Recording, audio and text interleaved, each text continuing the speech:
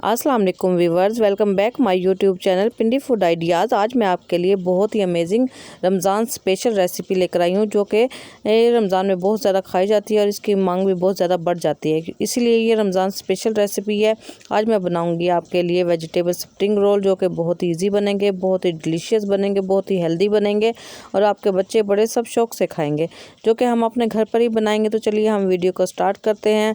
यहाँ पर सबसे पहले मैं एक पैन ले लूँगी। पैन में मैंने यहाँ पे 2 टेबलस्पून ऑयल लिया है। ऑयल हम बहुत ज़्यादा नहीं लेंगे। यहाँ पर मैं थोड़ी सी गाजर ऐड कर दूँगी। सब्जियाँ आप अपने हिसाब से डाल लीजिएगा, कम या ज़्यादा इनकी मिकदार को कर सकते हैं। तो यहाँ पर मैंने वेजिटेबल ये कैरेट ले ली है, इसे जिसे मैंने बारीक काट लिया है। इसे मैं सिर्फ 1 मिनट के लिए इसे सौते करूँगी। इसके बाद मैं यहाँ पर इसमें बंद गोभी डालूँगी। कैबिज को भी मैंने इसी तरह बारीक काट लिया है और हमने ये अमल फुल आंच पे करना है।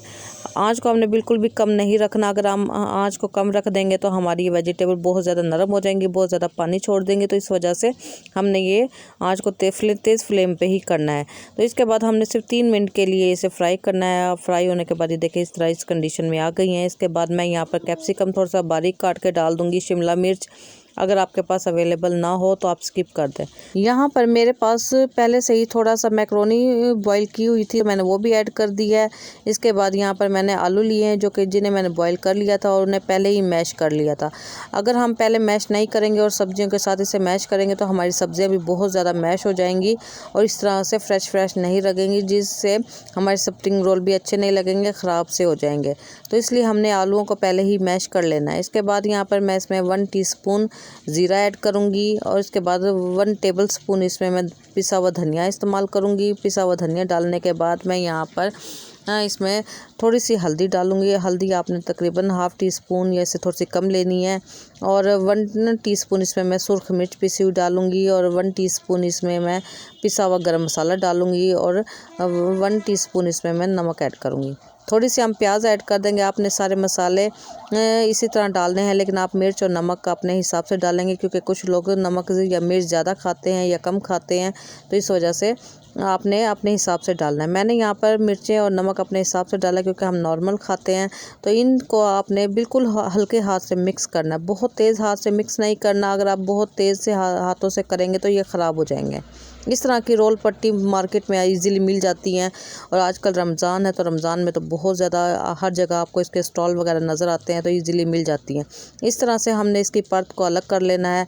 ये आपस में जुड़ी हुई होती हैं, तो हमने ये ख्याल रखना है कि हमने इसकी परत एक उतार लेनी है बारीक सी। इसके बाद हम इस तरह फिलिंग करेंगे जो मिक्सचर हमने बनाया है, और जिसको फ़ोल्ड करने का तरीका नहीं आता तो वो इस मेरे तरीके से फ़ोल्ड करेंगे तो आपकी सब्ज़ी इसमें से वेजिटेबल बिल्कुल भी नहीं निकलेगी और ये बहुत ही ईजी तरीके से फ़ोल्ड हो जाता है। आपने इस तरीके से थोड़ा सा टाइट इसे पकड़ना है। और यहाँ पर मैंने थोड़ा सा मैदा लिया था, मैदे को जस्ट मैंने पानी से थोड़ा सा गाढ़ा गूँध लिया है।